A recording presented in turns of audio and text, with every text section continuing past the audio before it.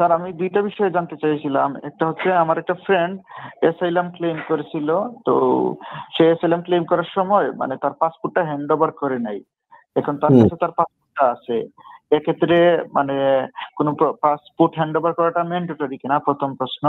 আর আরেকটা প্রশ্ন হলো, আপিলে থাকা অবস্থায় যদি কারো এআরসি কার্ডের ডেটটা চলে যায়, তখন কি নতুন করে নতুন করে এআরসি কার্ডের জন্য যদি আবেদন করে, তাহলে সেক্ষেত্রে এআরসি কার্ডটা নতুন করে ওরা দেয় কিনা, বা সেখানে কোনো রেস্ট্রিকশন আছে কিনা? আচ্ছা, আপনি আমাকে একটা কুইক প্রশ্নের উত্তর দেন যে অ্যাসাইলাম যখন মানুষ স্ক্রিনিং ইন্টারভিউ দিতে যান, তখন তো তারা তার পাসপোর্টটা চায়, আইডি চায়, পাসপোর্টটা থাকলে বলে যে পাসপোর্টটা দিয়ে দেন, এবং পাসপোর্টটা তারা অ্যাকচুয়ালি নিয়ে নেয়। তখন উনি ওই প্রশ্নের উত্তরে কি বলেছিলেন যখন তার কাছে পাসপোর্টটা চাওয়া হয়েছিল? হয় নাই যে পাসপোর্টটা আছে কিনা, এরকম ওনার কাছে ফটোকপি ছিল, ওইটা দিয়ে আসছিল। That's fine. আসলে ওনার এখন তো পাসপোর্ট দেয়, ওরা তো আর পাসপোর্টটা চাচ্ছে না তার কাছে। যে ক্লেমটা তো অ্যাকচুয়ালি রেজিস্টার্ড হয়ে গিয়েছে, ক্লেমটা কন্টিনিউয়াস আছে, অথবা ক্লেমের একটা কোনো মানে একটা পর্যায়ে হয়তো রিফিউজ হলে হয়েছে, অথবা ডিসিশন হলে হয়েছে। এখন তাকে পাসপোর্ট যেহেতু চায় না, তাকে পাসপোর্ট আলাদা করে দিতে হবে না। দেখলাম একটা বিষয় স্যার এখানে জড়িত, সেটা হলো যে উনি রিসেন্টলি বিয়ে করতে চাচ্ছে। তো বিয়ে করতে হলে দেখা যায় ম্যারেজ রেজিস্ট্রেশন অফিসে গিয়ে ওদেরকে বলতে হয়, ওদের কাছে যাওয়ার পরে ওনারা বলতেছে যে আপনার মানে পাসপোর্ট লাগবে। পাসপোর্ট যদি হোম অফিসের কাছে থাকে, তাহলে হোম অফিসকে ইমেইল দেন যে এই মর্মে যে আপনি হোম অফিসে মানে অ্যাসাইলাম ক্লেম করেছেন, তারা আপনার ফটোকপি বা কোনো একটা জিনিস দিয়ে দিবে। এখন এক্ষেত্রে কি আসলে পাসপোর্ট মানে জানতে চাচ্ছিলাম যে পাসপোর্ট যে কাছে রাখছেন, এটা আসলে তথ্য গোপন সংক্রান্ত কোনো ক্রাইম কিনা, অথবা সিরিয়াস কোনো ইস্যু কিনা, বা এখন বিয়ে রেজিস্ট্রেশন করতে গেলে আসলে কি করণীয়, যে না জানাবে পাসপোর্ট নিয়ে ম্যারেজ রেজিস্ট্রেশন অফিসে যাবে? কিছু প্রশ্ন, থ্যাংক ইউ। না, এই ধরনের কোনো এটা কোনো তথ্য গোপনের কিছু হয়নি। উনি তো বলেন নাই যে আমি বাংলাদেশি মানুষ হয়ে, উনি বলেন নাই আমি ভারতীয়, কিংবা আমি রোহিঙ্গা, কিংবা আমি অন্য দেশি, এগুলো তো বলেন নাই। এক নামের জায়গায় আরেক নাম বলেন নাই, ডেট অফ বার্থ গোপন করেন নাই।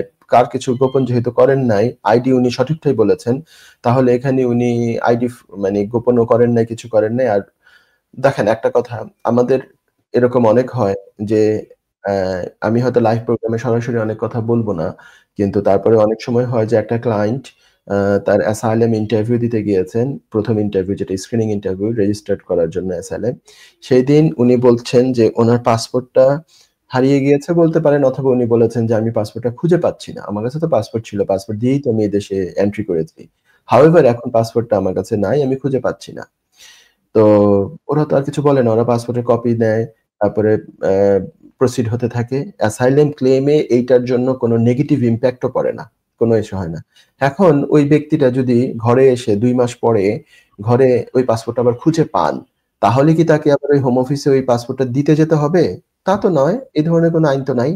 পাসপোর্ট ইন্টারভিউ দেওয়ার সময় ওনার হাতে ছিল না, ওনার পজিশনে ছিল না, অথবা ওনার মানে উনি খুঁজে পাচ্ছিলেন না, এই কথা তো উনি বলেছেন। পরবর্তীতে খুঁজে পেলে ওনার পাসপোর্ট আবার হোম অফিসে দেওয়ার তো কোনো বাধ্যবাধকতা নাই। আপনার এই যে ফ্রেন্ডের কথা বলছেন, উনি কপি দিয়ে যদি উনি নিয়ে থাকেন, ওই একই পাসপোর্টই তো উনি অরিজিনাল পাসপোর্টটা দিয়ে আবার ম্যারেজ রেজিস্ট্রেশনের জন্য যাচ্ছেন। এখানে কোনো ফ্রড, ফলস, কিংবা তথ্য গোপন করা, কিংবা মিস কি বলে ফলস ইনফরমেশন দেওয়া, ফলস রিপ্রেজেন্টেশন, এগুলো কোনোটাই এখানে আসেনি আমার মতে। So she or he can go for marriage registration by using this passport, no problem, original passport. Second question ছিল যে ওনার অ্যাসাইলাম যদি রিফিউজ হয়ে থাকে, উনি অ্যাপিল করেছেন, অন টাইম যদি অ্যাপিল করে থাকেন, এবং তাহলে ওনার আগের যে এআরসি কার্ডের মেয়াদ থাকে 2 বছর, সেটা শেষ হয়ে যাওয়ার ফলে এখন কি উনি আবার নতুন করে এআরসি নিতে পারবেন? ইয়েস, উনি নিতে পারবেন। উনি রিকোয়েস্ট করলে আরেকটা এআরসি কার্ড দিবে, আগেরটা এক্সপায়ার্ড যেহেতু হয়ে গেছে, অথবা নিয়ারলি এক্সপায়ার্ড হওয়ার সময় আমরা চাই, এবং এটা যদি কন্টিনিউশন থাকে। ফার্দার সাবমিশনে গেলে এআরসি পাওয়া যায় না নতুন করে। ফার্দার সাবমিশন কি, যে আমার আগের অ্যাসাইলাম ক্লেমটা, মূল অ্যাসাইলাম ক্লেমটা আমার শেষ হয়ে গিয়েছে, হয়তো আমার আপিল টাপিল সব কিছুতে আমার ডিসমিসড হয়ে গেছে, আমার বিরুদ্ধে গিয়েছে, এখন তার 6 মাস, 9 মাস বা 3 মাস পরে আমি আবার নতুন করে কিছু ডকুমেন্টস দিয়ে ফার্দার সাবমিশন করতে যাচ্ছি, সেই সময় আর এআরসি পাওয়া যায় না, কারণ মাঝখানে একটা গ্যাপ হয়ে গিয়েছে। আর যেটা কন্টিনিউয়াস অবস্থায় আছে, যেমন অ্যাসাইলামটা ক্লেম ডিসমিস হওয়ার পরে উনি 14 দিনের ভিতরে আপিল করেছেন, আপিলটা এখনো কন্টিনিউ আছে। এই অবস্থায় তার আগের যে অরিজিনাল ইয়ারসিটা, প্রথম ইয়ারসিটা, এটার মেয়াদ শেষ হয়েছে, উনি এখন ইয়ারসি চাইলে উনি পাবেন, কারণ ওনার কন্টিনিউশনটা বলবৎ আছে। অনেক ক্ষেত্রে হয়তো 3C লিভ আছে, যারা স্টুডেন্ট ভিসা কিংবা ওয়ার্ক পারমিট ভিসা কিংবা কোনো ভিসাতে এসে তারপরে ওই অন টাইম উনি যদি অ্যাসাইলাম ক্লেম করে থাকেন, তাহলে তো তার 3Cও আছে, তার এআরসি পেতে কোনো অসুবিধা নেই। এমনকি অন টাইম মানে উনি ভিজিট ভিসা এসেছিলেন, ওভার স্টার হয়ে গিয়েছেন, কিংবা কোনো ভিসা এসে ওভার স্টার হয়ে অ্যাসাইলাম ক্লেম করেছেন, তারপরে এআরসি পেয়েছেন এবং সেটা এখন আপিল পর্যায়ে আছে, তারপরেও কিন্তু এআরসি সেকেন্ড টাইম উনি আবার নিতে পারবেন যদি আপিল পর্যায়ে থাকে।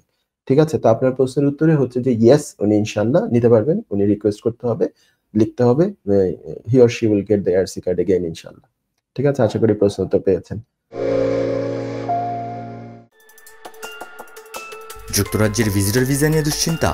আপনার আত্মীয় বা বন্ধুর ইউকে ভিজিটর ভিসা রিফিউজড হয়েছে?